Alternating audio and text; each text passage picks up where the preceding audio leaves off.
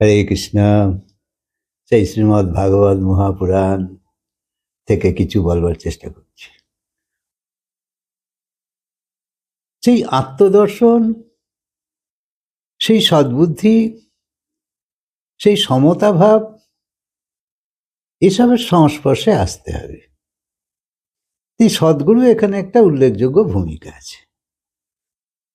সদ্গুরু তোমাকে এই সমতা ভাবের জ্ঞান করায়, সেই তোমায় সদ্বুদ্ধি দেয়, এবং তোমার অহংকার অহংকার মানে যেমন তুমি বলছো যে আমি বড় লোক, ও গরিব লোক, এ তো শুধু কুমতি। তুমি তো এই জন্মকে দেখে ভাবছো আমি বড় লোক, ও গরিব লোক। কত জন্ম তুমিও গরিব লোক ছিলে, ও বড় লোক ছিল। সেই জন্য তুমি ঠিক সত্যটা জানো না। তাই আমাদের দৃষ্টি এই সামান্যই দেখে। তাই সদ্গুরু তোমায় প্রকৃত দৃষ্টির সাহায্যে সেই অন্তর্যাত্রার পথ দেখায়, যে আসল সত্যকে বোঝো। এসব সংসারে হয়েই চলেছে। তোমার ভাবকে ভক্তির দিকে ঘুরিয়ে দেয়। এসবে মর্যাদা দিয়ে কি হবে? ও গরিবই হোক বড় লোক, তোমার কি? আসল যে প্রেম তত্ত্ব, যার সাহায্যে এই অস্তিত্বের অণুর জন্ম হয়েছে, যে সর্বে সর্বা,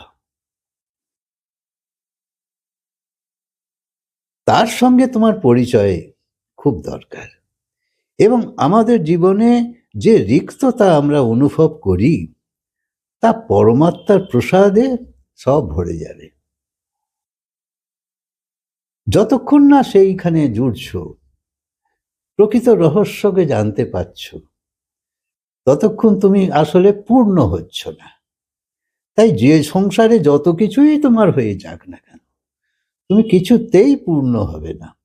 কোনো চাহিদাই সমাপ্ত হয় না, বা কোনো চাহিদাই পর্যাপ্ত হয় না। চলতেই থাকে। 1000 পেলে 1 লাখ চাই, 1 লাখ পেলে 2 লাখ চাই, 2 লাখ পেলে 10 লাখ চাই, এরম করে এর অনন্ততা। সবসময় মনে হবে ওর থেকে আমার কম আছে, তাই আমার আরো চাই। তাই এখানে কখনো পূর্ণতা আসে না। তাই সেই রিক্ততাকে সরাবার জন্যে, সেই পরমাত্মার প্রসাদ পেয়ে যাবার জন্যে ভগবানের সঙ্গ তোমায় করতেই হবে, সদ্গুরুর সঙ্গ করতেই হবে। যে অজ্ঞানী, যার কোনো গুরু নেই, সে তো মূর্খ, তাকে বোঝানো খুব মুশকিল। সে মোটা মোটা বই পড়ে সংসারের জ্ঞানে সমৃদ্ধ, কিন্তু সেই জ্ঞান অপূর্ণ জ্ঞান। তাই পুরো তত্ত্বকে জানতে হবে, তখন তার আর অহংকার থাকে না। মূর্খই তো অহংকারী হয়, এবং সে তার মনের তলেই থাকে। তার মনই তাকে একটা গণ্ডির মধ্যে ধরে রেখেছে, আমি কিছু।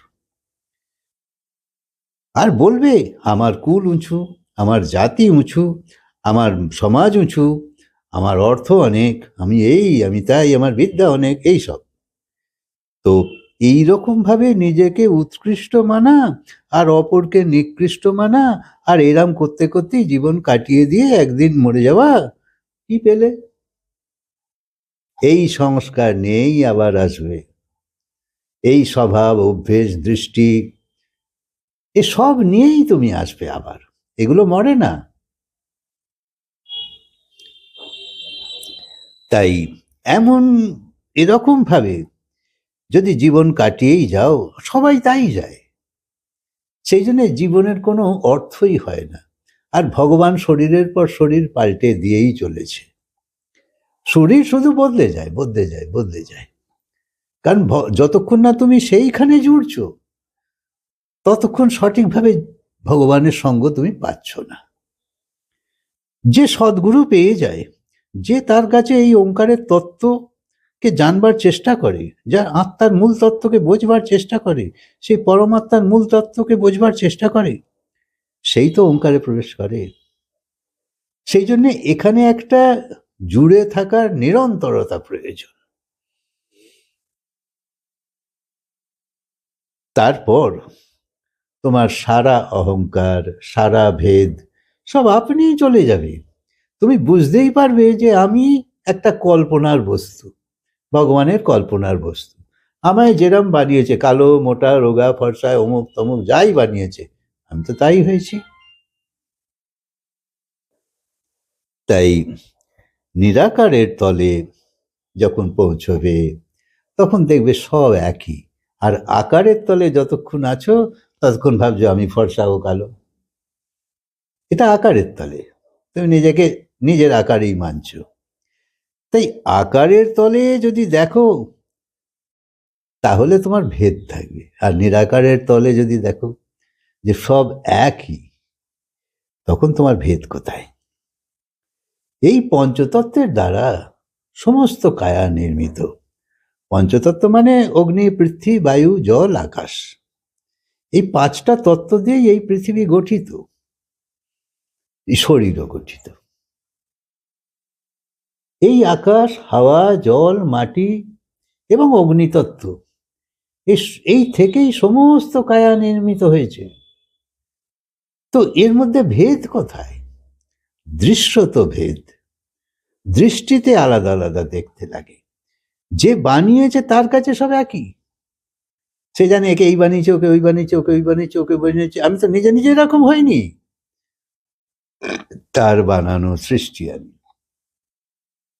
তাই এই পঞ্চভূত থেকেই সমস্ত শরীর তৈরি হয়েছে, এবং এই মাটিতেও কোনো দোষ নেই, কারণ মাটিও তো তারই।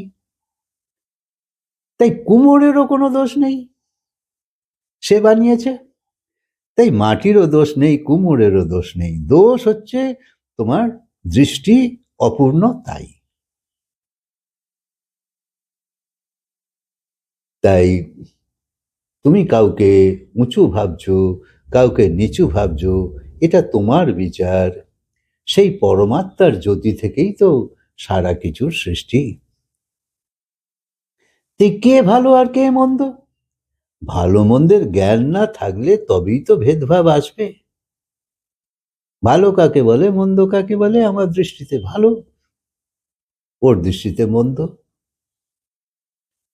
ভগবান একই রকম ব্যবস্থা সবাইয়ের জন্য বানিয়েছে। সবাইয়ের জন্যেই সূর্য ওঠে, সবাইয়ের জন্যেই সূর্য অস্ত যায়, সবার জন্যেই দিন, সবাইয়ের জন্যেই রাত হয়, সবাইয়ের জন্যেই গরম ঠান্ডা বৃষ্টি সবই হয়, সবাইয়ের জন্য। একই রকম ব্যবস্থা, একই রকম সৃষ্টি, তাহলে ভেদভাব হয় কি করে? সবার ভেতর সেই একই তো পরমাত্মা বসে আছে।